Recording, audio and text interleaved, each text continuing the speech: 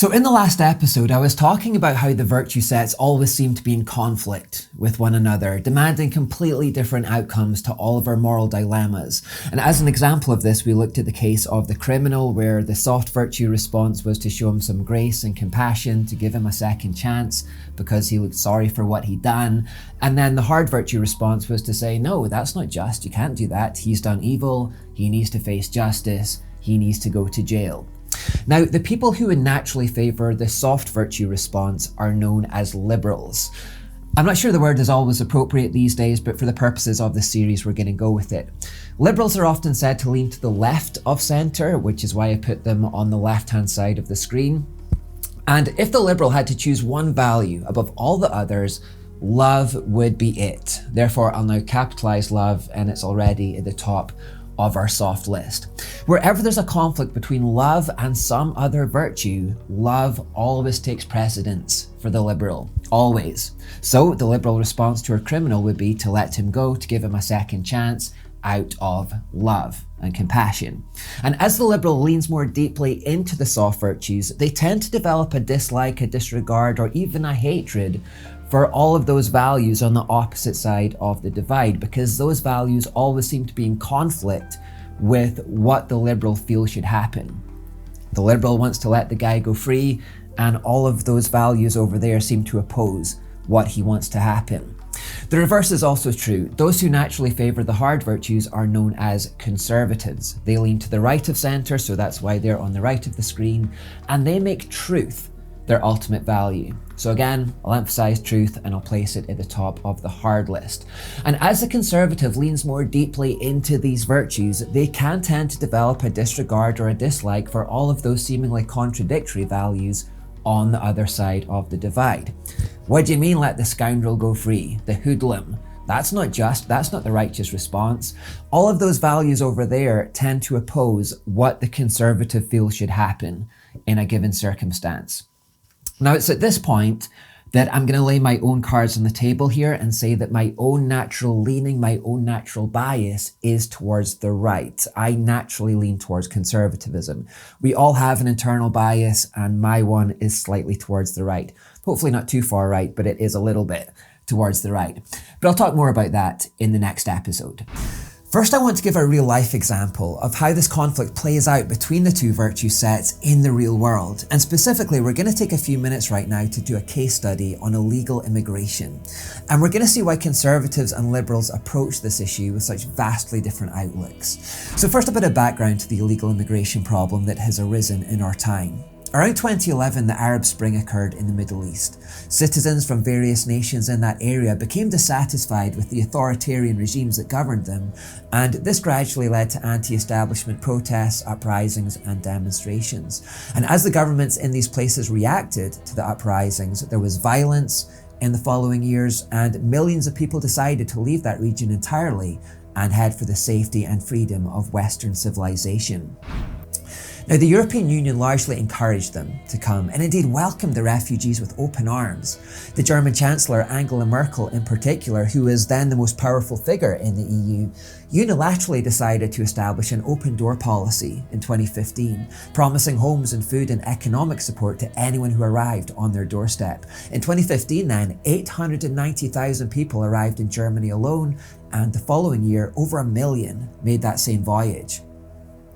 Now, there's a law of economics which states that whatever you subsidize, you will get more of.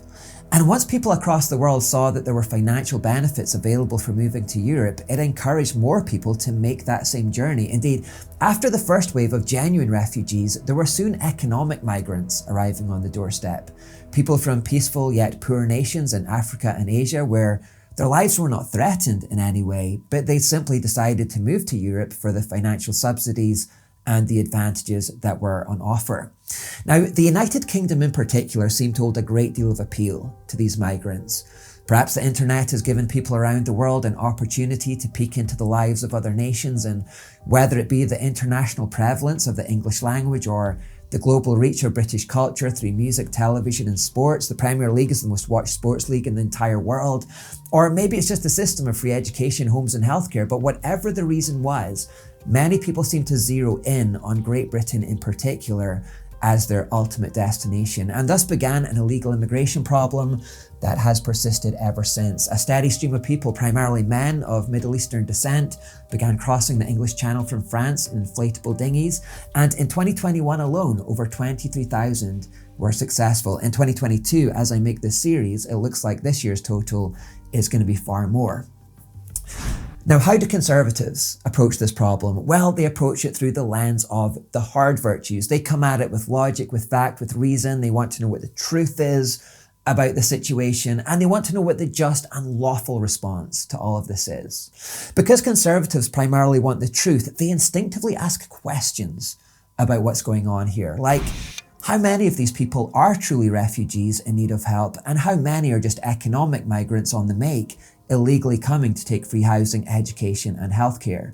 Can the British economy sustain tens of thousands of migrants putting a strain on the benefit system like this? Don't we already have waiting lists for social housing amongst our own population without adding to that strain? And don't we already have waiting lists for a healthcare service that's already under immense pressure as well, and which every winter we basically get told it's on the verge of collapse?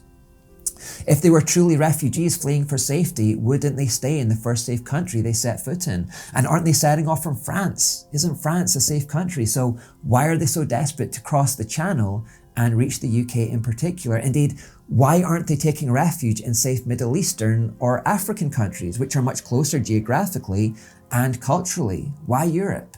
If a law of economics states that whatever you subsidise, you will get more of, isn't it true that if we subsidise these crossings, more will come and the problem will simply multiply? Therefore, isn't it true that this isn't a viable long-term solution and we need some kind of deterrent for all of this? Indeed, how many people can we actually fit on what is actually quite a small island? Surely not everyone who would like to come, so again, don't we need a plan B and some kind of deterrent?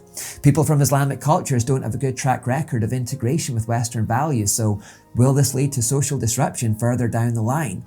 In the light of years of Islamic terrorist attacks, are we sure that we're not welcoming future terrorists into our midst? That's a difficult question, but it is a valid one, especially since the majority of crossings are being made by young men who are undocumented. Aren't these immigrants being trafficked by illegal gangs as well, who are profiting from all of this? Doesn't justice demand that we don't reward such criminal behaviour? Isn't it true that some of the men arriving on our shores are lying about their age and pretending to be under 18 because they know that minors get preferential treatment? Well, should that deception be rewarded? Isn't it a kick in the teeth to migrants who are trying to do the right thing and enter legally because the illegal migrants are simply pushing in front of them?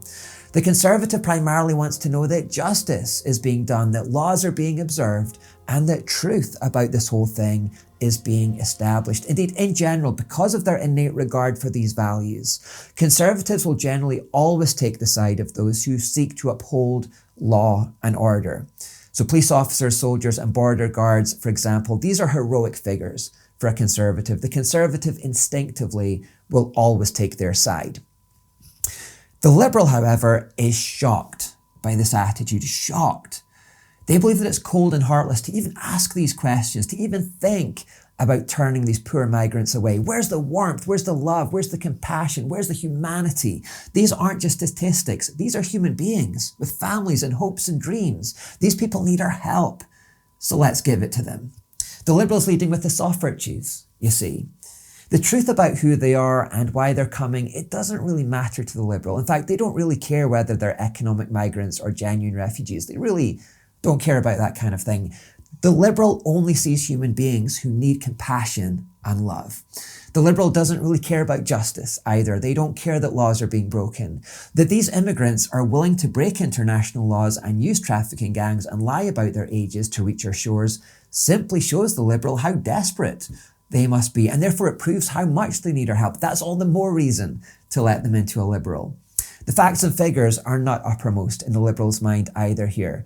Whether our economy and our benefit system can cope with such a huge influx of migrants is not really on their radar. They're not thinking about it.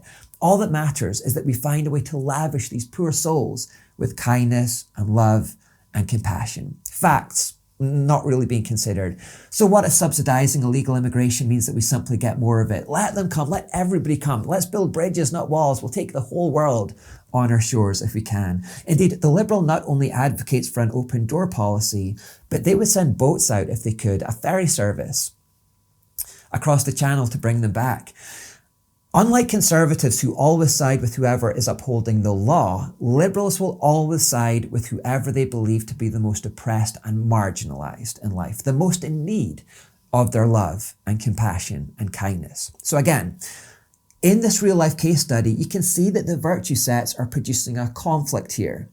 The Liberal says, let them in out of love and compassion and kindness. And the Conservative says, send them back out of regard for justice and fairness and doing the right thing. And it's not that either side is drawing upon evil intentions, you will note, to reach their conclusions. They're both drawing upon virtues. Both of these sets are virtues. It's just that they're drawing upon different kinds of virtue. And those different types of virtue just so happen to always be in conflict with one another. This explains why democracies always divide into two very clear camps, with Conservatives on one side and Liberals on the other, and why they're always in conflict with each other. It's not that 50% of the population is born good and 50% of the population is born evil, although we sometimes think that way.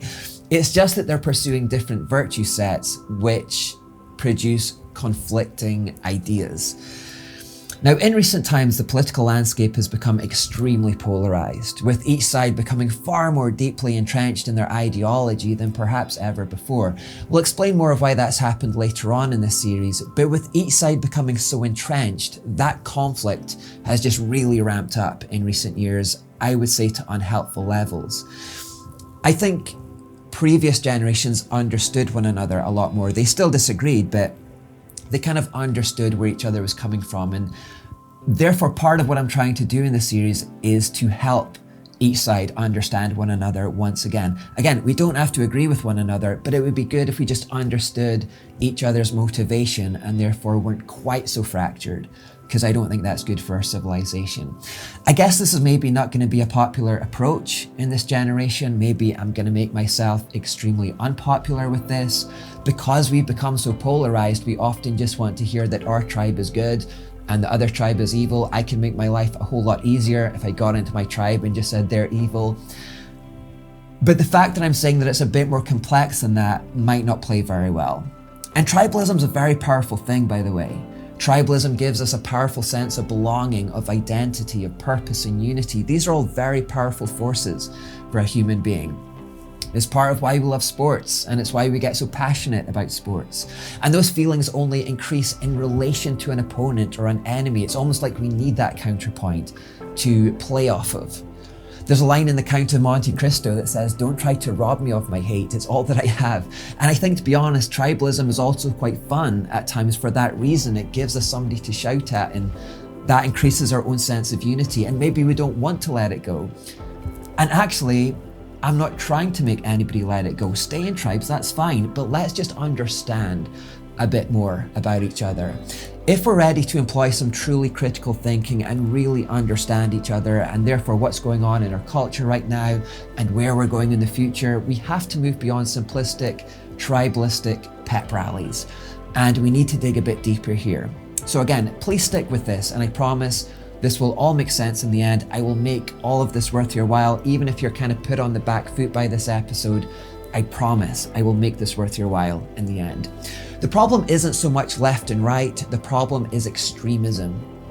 The far right gets into fascism, the far left gets into dehumanization and authoritarianism. But we'll get into all of that later on. We've got a lot of ground to cover in this series, but for this episode, I just hope that I've shown how these two virtue sets always produce competing ideas and ultimately conflict.